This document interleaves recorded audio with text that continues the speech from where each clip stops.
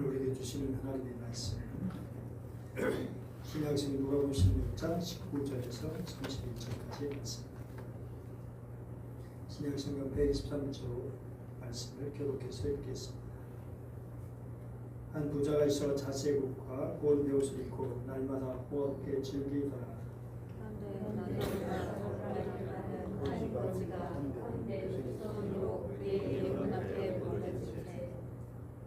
그 부자의 성에서 떨어지는 것으로 배불리려 하니 심지어 개들이 와서 그 헌대를 하였더라.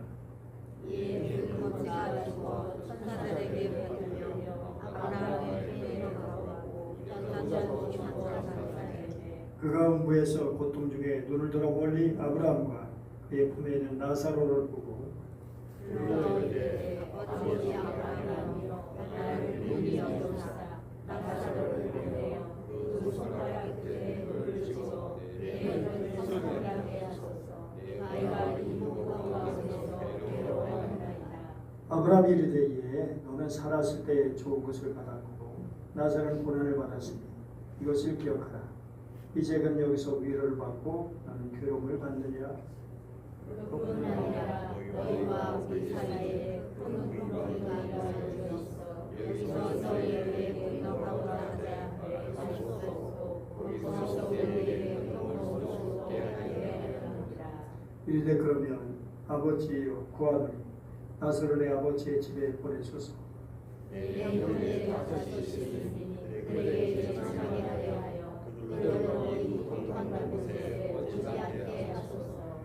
아브라함이 이르되 그들에게 모세와 선자들이 있으니 그들에게 들을지니라. 그들에게 그렇지 아니하리라. 아버지 아브라함이여 많이 죽은 자에게서 그들에게 감사하지 않으면 깨게 하리이다. 이르되 모세와 선자들에게 듣지 아니하며 또 죽은 자 가운데서 살아나는 자가 있을지라도 고난을 받지 아니하리라 하였다 하시니라. 아멘. 지난주에 이어서 또다시 공주로 감독의 기생충을 다시 한번 생각해 봅니다. 영화에는 서로 다른 두 가족이 등장하는데요. 언덕이 햇살이 가득한 풍류리 저택에 사는 박 사장의 가족, 그리고 곰팡이가 가득한 반지하에서 피자 박스를 줬고 와이파이 신호마저 훔쳐서야 하는 기택의 가족, 이 두 가족 사이에는 넘을 수 없는 선이 존재합니다. 박 사장 기택에서 나는 그 냄새를 맡으며 선을 넘지 말라고 경고하고 있습니다.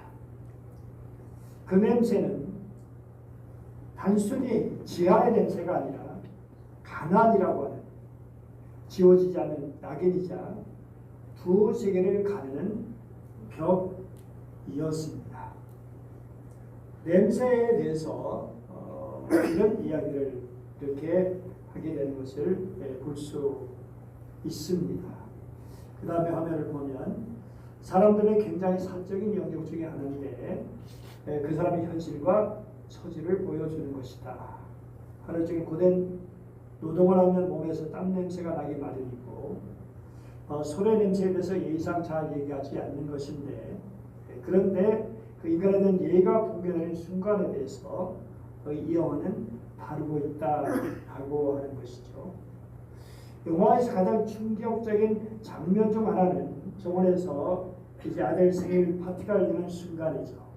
갑자기 들이닥친 칼부림에 딸이 피를 흘리며 쓰러지자 박 사장은 그 딸을 구하기보다는 차키를 먼저 챙깁니다. 그는 피 흘리는 사람 밑에 깔린 차키를 집어들면서 그 사람에게서 나는 냄새 때문에 역겨운 코를 막습니다. 바로 그 순간 기택은 그것을 지켜보면서 눈빛이 변합니다. 자신과 같은 사람들의 생사 위기 속에서도 그저 냄새나는 존재, 불쾌한 장애물에 불쾌했다는 사실, 그 모멸감과 절망감이 칼이 돼서 박 사장의 심장을 찌르고 맙니다. 이 비극은 도대체 어디서 시작된 것일까요? 박사장이 악인이었을까요? 아닙니다. 그는 예의가 있고 능력 있는 가장이었습니다. 그 진짜 죄는 악함이 아니라 무관심이었습니다. 그는 자신의 세계에 갇혀서 바로 곁에 있는 다른 인간의 삶과 고통, 존엄성에 대해서 단 한 번도 진지하게 생각해보지 않았다라는 것입니다. 그는 보았지만 진정으로 보지 못했습니다. 그의 무관심이 바로 비극의 씨앗이었습니다. 오늘 우리가 읽은 예수님의 비유 속에서도 이 무서운 무관심의 죄를 범한 남자가 등장합니다. 그는 악한 일을 저지르지 않았습니다. 단지 보지 않았을 뿐입니다. 듣지 않았을 뿐입니다. 그의 문통에 그가 맞는 작은 무관심의 틈이 어떻게 영원히 건널 수 없는 깊은 구렁텅이가 돼서 그를 삼켜버리는지 오늘 예수님의 이야기를 통해서 그 장면을 따라가 보려고 합니다. 이 이야기는 2000년 전의 이야기가 아니라 바로 오늘 우리 문 앞에 서 있는 비극에 관한 이야기이며 우리를 향한 절박한 경고입니다. 한 부자가 있었습니다. 이 부자는 굉장한 사람이었습니다. 날마다 자색 옷을 그리고 고운 베옷을 입고 살았습니다. 또한 날마다 호월한 잔치를 베풀었습니다. 자색 옷은 당시 유대 나라에서 가장 비싼 옷을 말합니다. 임금들이나 거기에 부분가는 부자들이 입는 겉옷이었습니다. 그러니까 이 부자는 자기가 마치 임금이 된 것처럼 가장 좋은 옷을 입고 살았습니다. 곧 베옷은 속옷입니다. 속옷조차 애굽에서 수입해온 암호로 만든 최고의 옷을 입고 살았습니다. 이 부자는 수년의 외제로 감고 있었던 사람입니다. 프랑스 사회학자 피에르 브르두에는 구별짓기라는 책에서 상류층은 단지 돈이 많은 사람들이 아니라 아비투스, 즉 특정한 사회 문화적 환경 속에서 개인의 무의식적인 경향, 특정한 취향, 사고방식, 행동체계를 통해 스스로 다른 계층과 구별짓는 사람들이라고 말했습니다. 부자의 삶이 바로 그것이었습니다. 그는 날마다 호롭게 즐겼습니다. 럭셔리, 영어로 보면 럭셔리가 나옵니다. 그의 집에서 매일 파티가 열렸습니다. 좋은 와인과 값비싼 음식, 고상한 대화와 아름다운 음악이 흐르는 공간. 그 공간은 일부 세계의 추함과 고통을 차단하는 완벽한 성벽이었습니다. 그는 자신의 세계를 고상한 취향으로 채움으로써 스스로 특별하고 우월한 존재로 규정했습니다. 이것이 바로 구별짓기입니다. 그런 부자에게 언제부턴가 고민이 생겼습니다. 성경 같은 대문 밖에 살아가는 나사로라고 하는 거짓 때문이었습니다. 하나님께서 도우셨다라고 하는 아이러니한 이름의 이 남자는 이름 말고는 가진 것이 아무것도 없던 사나이였습니다. 그런데 이 사나이를 부자는 매일같이 문을 두드려 보았을 겁니다. 그리고 처음에는 혹시 몇 번 대접했을지도 모릅니다. 그러나 세월이 지나면서 귀신한 존재가 되고 말았습니다. 그에게 나사로는 연민의 대상이 아니라 그저 불쾌한, 그렇지만 어쩔 수 없는 도시의 오물 같은 존재로 여겨졌습니다. 최고 보수로 잔치로 모든 제사를 허비하면서도 자기 문간에는 거지 나사로는 거들 떠보지도 않았습니다. 거지 나사로의 소원이 무엇일까요? 단 한 번, 단 하나 부자의 상에서 떨어지는 부스러기라도 배를 세우는 것이었습니다. 이 거지는 무엇이 없을 것뿐 아니라 몸에 병까지 들어 고통을 당했습니다. 비위생적인 생활 환경 때문에 온갖 피부병으로 고통을 받았던 것입니다. 매일 잔치에서 남는 부스러기라도 주었다면 거지는 그렇게 굶주리진 않았을 겁니다. 성경에서 부자의 상에서 떨어지는 부스러기를 먹었다는 이 말은 쓰레기를 처리하는 어떤 하인이 음식물 쓰레기를 버리기 전에 나사로에게 주었기 때문에 먹었다는 말일 겁니다. 21절 하반절 심지어 개들이 와서 그 헌대를 핥더라. 이 거지 나사로는 병 때문에 내던지듯 누워있습니다. 스스로 일어설 기력이 없고 그를 돕는 이도 없었습니다. 오직 들깨들만 그에게 관심을 보이고 친구가 돼서 그의 상처를 핥아 주었습니다. 거침없이 개들과 함께 살았다는 것은 나사로가 얼마나 처참한 게 살았는가를 우리 주님께서 실감나게 표현하신 것입니다. 반면 부자는 얼마나 행복한 사람이었습니까? 자기 생에 대한 자존심과 자부심도 무척 강했을 겁니다. 사회에서 떵떵거리고 살았고 주변에 따르는 사람도 많았을 겁니다. 오늘 현대인들이 추구하는 이상적인 삶을 부자는 다 누리고 있었습니다. 그런데 이 부자가 모르고 있는 한 가지 사실이 있었습니다. 그게 뭘까요? 그도 역시 언젠간 자기 생애를 마감해야 한다는 사실입니다. 부자 거지 모두가 죽었습니다. 당연히 가난한 거지가 먼저 죽었을 겁니다.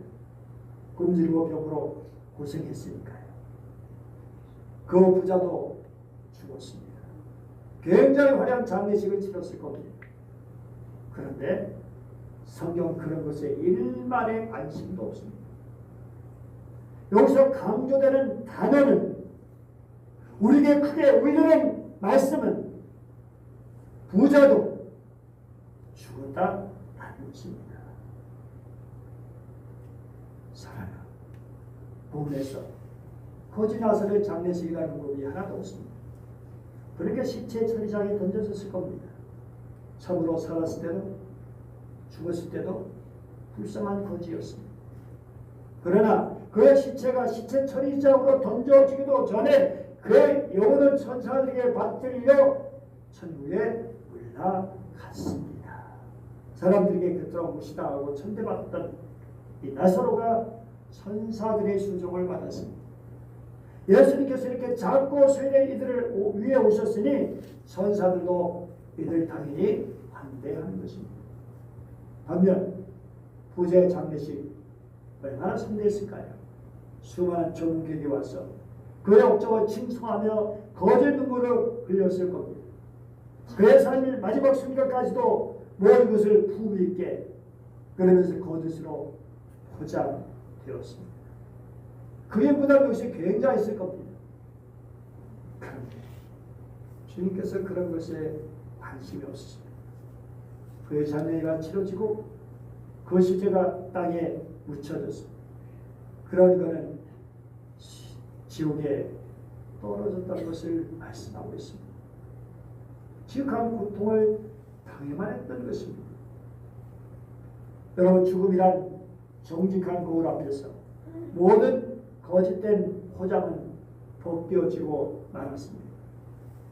부자를 위한 세상의 가장 화려한 장례식과 거지 나사로를 위한 하늘의 가장 영광스러운 환영식이 극명하게 엇갈리고 있습니다. 죽음은 모든 것을 제자리로 돌려놓는 하나님의 정직한 저울이었고 이것을 인생의 역전극이라고 말합니다.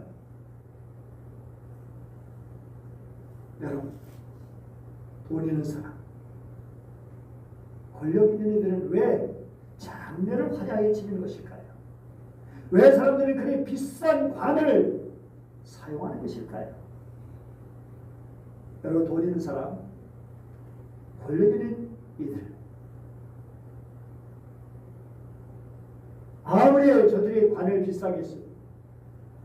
아무리 화려한 장례식을 치더라도 그것은 죽은 사람과는 관계없는 일입니다. 사는 사람들의 체면 때문일 것입니다. 제가 그 언젠가 죽으면 이 땅에서 가장 싼 관을 써달라고 부탁하고 싶고 장례비도 가장 적게 드는 방향으로 해달라고 부탁하고 싶습니다. 절약하는 것도 중요하지만 절약해서 무엇을 하냐가 중요합니다. 그 절약한 돈을 뜻깊게 사용해야 합니다. 여러분, 우리가 죽은 후에도 우리 몸으로서 봉사할 수 있는 길이 있습니다. 그게 뭘까요? 우리 장기를 기증하는 일입니다. 재운전면허증에서는 장기 조직 기증이라고 기록되어 있습니다. 죽어 나의 장기를 환자들에게 주면 그들은 새로운 생명을 얻게 됩니다. 또 자녀들에게 재산을 유산으로 넘겨주지 않고 죽어서라도 내 번 돈을 하나님을 위해서, 사회를 위해서, 교회를 위해서 사용하는 것이 중요합니다. 이것은 유언으로 할 수 있습니다. 보좌와 도시 나사로 이야기 중에서 이해가 되지 않는 점이 있습니다. 도대체 거지 나사로는 무엇 때문에 천국에 들어갔지? 반면 무엇 때문에 거지는 지옥에 떨어진 것일까? 이 부에서 초점 주인공 과연 누굽니까? 나사로가 아니라 부자입니다. 여러분, 본문은 앞절과 연결되는 것을 기억해야 됩니다. 그리고 앞절과 연결되는 것이죠. 특별히 누가복음 16장에서 각자 맡겨진 물질을 잘 사용할 것을 말씀하셨잖아요. 그런데 이것을 듣고 난 바리새인들은 비웃었다고 했습니다. 왜요? 돈을 좋아하는 사람들이었기 때문에. 여러분, 바리새인들은 정말 어떤 사람들이었습니까? 신앙에서나 도덕적에서 높은 수준에 산다는 것을 의미하는 그런 시대였습니다. 그런 사람인데도 돈에 대해서 많은 다른 이해를 가지고 살기가 그렇게 어려웠다는 것입니다. 주님의 말씀 듣고 비웃는 사람들에게 다시 교훈을 주신 말씀이 바로 부자와 나사로의 이야기입니다. 그래서 그런 관점에서 이 말씀을 봐야 한다는 것입니다. 그러면 부자는 왜 지옥에 떨어졌을까? 그 심판 내용을 25절에서 이렇게 언급하고 있습니다. 읽어볼까요? 시작. 아브라함이 이르되 너는 살았을 때 좋은 것을 받았고 나사로는 고난을 받았으니 이것을 기억하라. 세번역성에 이렇게 번역되어 있어요. 얘야 되돌아보아라. 살아있을 때는 온갖 복을 다 누렸지만 나사로 온갖 불행을 다 겪었다. 그래서 그는 지금 여기에서 위로를 받고 너는 고통을 받는다. 22절 보면 이에 그 거지가 죽어 천사에게 받들려 아브라함의 품에 들어가고라고 말하고 있어요. 죽은 이후에 안식에 들어갔다는 것입니다. 유대인들은 조상을 중요하게 여겼죠. 특별히 아브라함은 그들의 선조로서 그 품에 들어간다는 것은 천국에 들어가는 것을 의미했던 것입니다. 부자가 지옥에 떨어진 이유, 하나님께서 주신 것 가지고 자기만 잘 먹고 잘 살았기 때문입니다. 이 부자가 지옥에 간 이유를 더 구체적으로 얘기하면 누가복음 16장 9절에서 13절까지의 말씀을 어겼기 때문입니다. 그 말씀을 보면 첫 번째, 그 관리는 불의의 재물로 사람을 얻었습니다. 또 돈 쓰는 작은 일은 인생에서 중요한 일이라는 것을 가르쳐 줍니다.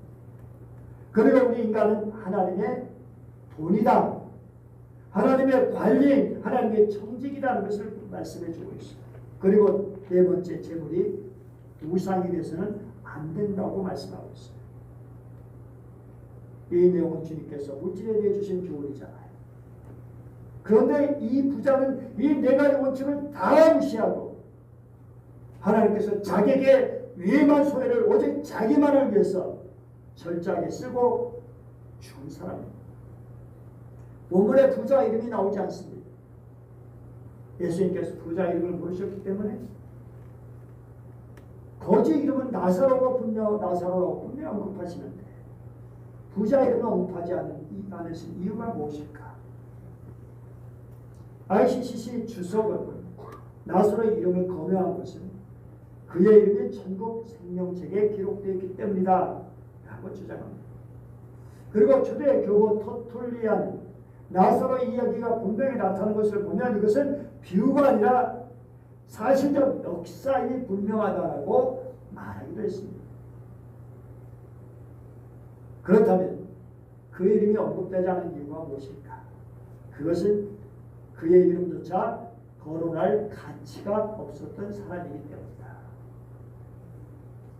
부자가 사람들에게 굉장히 불러 존경받고 높임을 받았을 겁니다. 날마다 잔치를 벌였으니 그를 따르고 좋아하는 팬들이 얼마나 많았겠습니까? 하지만 하나님께는 그는 관심의 대상도 되지 않았다는 겁니다. 그러니 이 부자나 그와 함께 살아갔던 그를 따르던 사람들 엄청난 착각을 하며 살았다는 것입니다. 부자는 지옥에서 이 사실을 깨닫고 후회합니다. 이 장면은 오늘 말씀의 클라이맥스입니다. 사람은 중요한 진리를 한 번은 깨닫습니다. 근데 깨닫는 시기가 언제냐가 중요하잖아요. 건강할 때 깨닫느냐, 재물이 다 없어지느냐 깨닫느냐, 아니면 죽음 앞에서 깨닫느냐, 아니면 지옥에 떨어져서야 깨닫느냐. 부자 이 진리를 깨닫긴 했습니다. 그러나 어떤 방법으로도 돌이킬 수 없는 시점에서 이것을 깨달았다는 것이 문제입니다. 불의한 청지기, 결국 주인에서 내쫓기듯이 이 부자는 인생의 주인이신 하나님의 심판을 받고 지옥으로 떨어지고 말았습니다. 그 심판의 내용은 간단합니다. 하나님 것을 가지고 자기만 즐기고 살았기 때문입니다. 지옥에서 고통당하는 부자가 아브라함에게 요청한 그 간절한 요청도 거절되고 말았습니다. 위로를 받을 수가 없었어요. 그때야 이 사람 자기가 잘못한 것을 깊이 뉘우쳤습니다. 그러나 때는 너무 늦었어요. 인간이 세상을 떠나면 하나님의 결정이 떨어지는데 이 결정은 1.1약이라도 누구도 번복할 수 없다는 것이 성경의 경고입니다. 그때 이 부자는 자기가 음부에서 할 수 있는 한 가지 제안을 생각해냈습니다. 자기 형제들도 자기랑 똑같은 인생관을 가지고 살고 있는데 그들에게나 이 소식을 전해서 그들만이라도 자기와 같이 불행에 빠지는 일을 막자는 것입니다. 참 기특하지요. 기특해요. 그런데 아브라함의 이 마음을 가지고 부탁했을 때 그 부탁이 어떻게 됐을까요? 아브라함이여, 나사로를 살려 내 집으로 보내서 내 형제들이 이 사실을 알고 그들만이라도 이곳에 오지 않게 해주십시오. 그런데 아브라함은 이런 자의 그 부탁을 거절합니다. 모세와 선자들이 있으니 그들에게 들을지니라. 모세 선자 뭘 말할까요? 구약 성경 전체입니다. 지금 우리에게 이미 주어진 하나님의 말씀입니다. 하나님께서 말씀하십니다. 구원과 회개에 필요한 모든 것은 내가 이미 너에게 준 말씀 안에 다 들어있다. 너에게 필요한 것은 더 큰 기적이나 더 자극적인 현상이 아니라 이미 주어진 그 말씀을 겸손히 듣고 순종하는 마음이다. 오늘 우리의 성경책이 있죠. 그 말씀을 들려주는 전도자가 있고요. 목회자 등이 있습니다. 그들의 말을 들으라는 것입니다. 그래도 부자는 간청합니다. 그렇지 않습니다. 아버지 아브라함이요. 만일 죽은 자에게서 그들에게 가는 자가 있으면 회개할 겁니다. 아브라함이 다시 말하죠. 같이 읽어볼까요? 이르되 모세와 선지자들에게 듣지 아니하면 비록 죽은 자 가운데서 살아난 자가 있을지라도 고난을 받지 아니하리라 하였다 하시니라. 여러분, 나사로랑 같은 이름의 사람이 또 있죠. 요한복음 보면 11장에 이 나사로가 죽었다가 살아나. 그런데 어떤 사람들이 바리새인들에 와서 예수님께서 나사로 살리신 일을 이야기합니다. 그런데 이야기 듣고 그들이 회개했습니까? 아이고 우리가 잘못했다 이제 회개하고 정신 차리고 예수님을 믿고 따라야지. 그랬습니까? 아니죠. 가 읽어볼까요? 이날부터는 그들이 예수를 죽이려고 모의하니라. 정말 나사로의 부활을 본 사람 중에 어떤 이들은 오히려 그 일을 행하신 예수님을 죽이려는 음모를 꾸미게 돼요.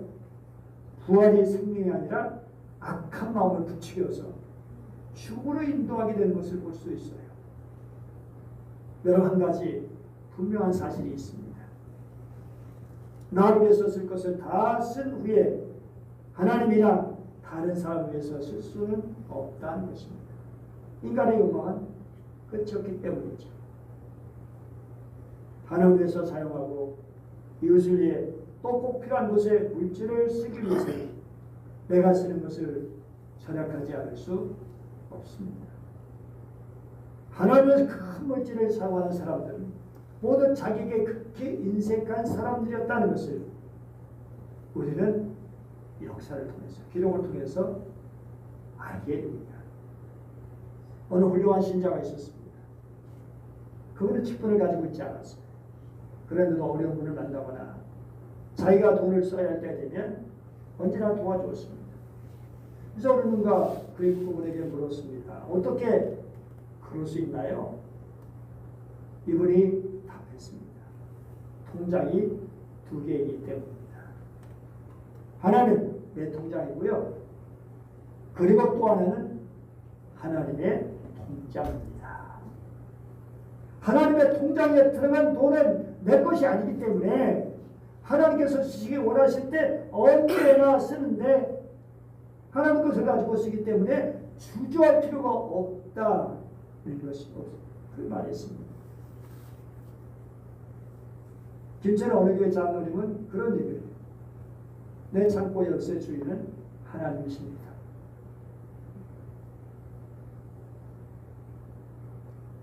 남을 돕는 생활하기 위해서 단순한 생활을 하도록 힘써야죠. 좋다는 것 다 사는 사람이라면 물질에 매여 사는 사람입니다. 낭비력을 없애야죠. 자기가 소유한 물건도 집에 쌓아두지 말고 나누는 습관을 들여야 됩니다. 편리하다는 말에 속지 마십시오. 몇 달 되면 본전을 뽑고도 남는다는 말은 헛된 말입니다. 이전에 불편한 기계들이 훨씬 오래 쓰고 튼튼한 것도 많이 있습니다. 그 물건을 소유하지도 않고 인생을 여유있게 사는 법을 배워야 합니다. 그리고 가진 것에 대해서 늘 하나님께 감사하며 살아야 됩니다. 같이 읽어볼까요? 시작. 범사에 우리 주 예수 그리스도의 이름으로 항상 아버지 하나님께 감사하며 그 다음에 또 주어진 모든 것에 감사하며 기쁨으로 화답할 때 평화, 행복의 천국이 만들어집니다. 세상이 당연한 것은 아무것도 없습니다. 그런데 우리 한 가지 조심할 사항이 있습니다. 우리가 하나님의 뜻대로 말씀에 의지하여 성실하게 열심히 노력하면 하나님께서 우리에게 물질을 주시죠. 그런데 그의 물질을 어떻게 취급하느냐, 이 대단히 중요한 문제로 다시 떠오릅니다. 잘못하면 하나님께서 이렇게 주신 것 가지고 또 자기를 위해서 쓰는 경우가 있기 때문입니다. 가난한 집에서 자라 공부도 제대로 하지 못한 분이 있었습니다. 그가 처음에 조그만 구멍 가게 같은 사업을 시작하면서 철저하게 11조 생활을 했습니다. 현금 교회 옆에 아예 11조 함을 놓고 살았습니다. 그분의 소식이 도시에 퍼지자 많은 교인이 그것으로 몰려왔고 그 집은 그 도시에 갑자기 유명한 집이 되었습니다. 사람이 날로 벌청하여 드디어 불지의 부자가 되었습니다. 교회에서 장로도 되었습니다. 이분은 역시 11조 되는 일을 잊지 않았습니다. 그런데 문제가 생겼습니다. 11조가 많아지니까 그 헌금을 자기 생색내는 일에 쓰는 것이었습니다. 자기 이름을 내고 생색내는 일에 쓰라고 헌금을 거의 내지 않게 됐습니다. 한 번은 담임 목사님이 찾아가서 간곡하게 보냈습니다. 헌금은 무엇을 하든지 하나님의 이름을 위하여 사용해야 됩니다. 내 영광을 위해서가 아니라 하나님의 뜻대로 사용해야 합니다. 하나님의 주신 것으로 자기 이름 내는 일에 사용해서는 안 된다는 겁니다. 그런데 담임 목사의 권고 귀에 들어오지 않았습니다. 그 사람 주변에는 많은 목사, 장로들, 많은 사람들이 친위대로 진을 치고 있었기 때문입니다. 그런 일이 있고 난 뒤에 그 집과 공장에 불이 나서 다 소멸하고 말았습니다. 점점 그 사업은 어려움에 빠지고 말았습니다. 그 후에 그분이 어떻게 살다 세상을 떠났는지 사람들은 모릅니다. 여러분, 구원을 비롯해서 소유물, 건강, 지위, 학식, 물질, 이 모든 주님께서 주신 선물입니다. 우리 이 사실을 시인하며 살아야 됩니다. 오늘의 생명도 주님 주신 겁니다. 주님 거두시면 우리는 세상을 떠나야 합니다. 언젠가 우리는 우리가 모두 내 소유의 주인이신 하나님 앞에서 계산할 날이 반드시 있다는 것을 잊지 말아야 됩니다. 주님께서 내가 준 것을 너 어떻게 사용했느냐 라고 물으실 때 우리 어떻게 대답을 하겠습니까? 하나님의 것을 가지고 여러분 어떻게 살아가고 있습니까? 기도하겠습니다. 은혜로우신 하나님 아버지 감사드립니다. 홀로 저들을 사랑해 주시고 말씀을 주시니 감사드립니다. 하나님 또한 돈을 좋아하는 바리새인들 그처럼 우리도 같은 사람들이 아닌지 그렇게 경건하다고 그렇게 성경을 많이 알고 그렇게 기도를 열심히 한다는 사람들인데 그런데 역시 그들도 속물이었습니다. 하나님 아버지 정말 우리가 그렇습니다. 우리도 본능에 끌리며 하나님 우리 육신이 원하는 대로 살기를 더 쉽게 하는 사람들입니다.